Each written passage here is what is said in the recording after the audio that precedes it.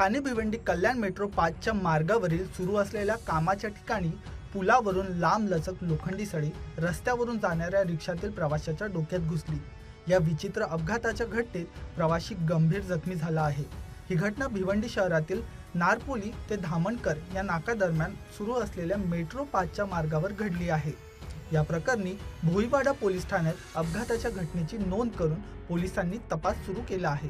सोनू अली वय वर्ष 20 असं गंभीर जखमी झालेल्या प्रवाशाचं नाव आहे। मिळालेल्या माहितीनुसार जखमी सोनू हा भिवंडी शहरातील विठ्ठलनगर परिसरात कुटुंबासह राहतो। तो भिवंडीत मंगळवारी दुपारी 2 वाजताच्या सुमारास रिक्षातून प्रवास करत होता। भिवंडी शहरातील नारपोली ते धामणकर नाका या दरम्यान सुरू असलेल्या ठाणे भिवंडी या मेट्रो मार्गाच्या पहिल्या टप्प्यातील काम सुरू आहे।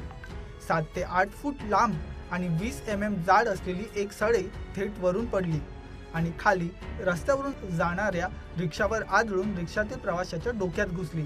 या अपघाताने प्रवासी रक्तबंबाळ झाला असून या गंभीर दुखापतीनंतरही तो शुद्धीवर होता। या घटनेनंतर परिसरात एकच खळबळ उडली। स्थानिकांच्या मदतीने जखमी सोनू अली याला भिवंडी शहरातील अंजूर फाटा येथील नोबेल या खासगी रुग्णालयात उपचारासाठी दाखल करण्यात आलं। तिथं त्याच्यावर तात्काळ उपचार सुरू करण्यात आला आहे।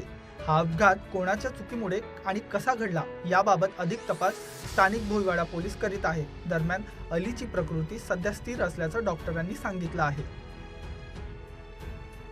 सोनू अली म्हणून पेशंट आपल्याकडे काल ॲडमिट झालेला। त्याच्या डोक्यामध्ये आयरनचा रॉड होता बराच मोठा। पेशंटला आणलं तेव्हा पेशंटची कंडिशन प्रचंड क्रिटिकल होती। पेशंटला इमिजिएटली आपण सिटी स्कॅनसाठी पाठवलं। त्यानंतर डॉक्टर पुष्कराज यांनी त्यांची सर्जरी केली। त्यांची सर्जरी जवळजवळ 4 ते 5 तास चालली। त्या रॉड काढल्यानंतर त्याच्यासोबत जे फ्रॅक्चर झालेले बोन होते ते सुद्धा काढण्यात आले। सुदैवाने कुठलाही मेजर ब्लड लॉस या सर्जरीमध्ये झालेला नाही। पेशंट सध्या आता ICU मध्ये आहे, अंडर स्ट्रिक्ट मॉनिटरिंग आहे।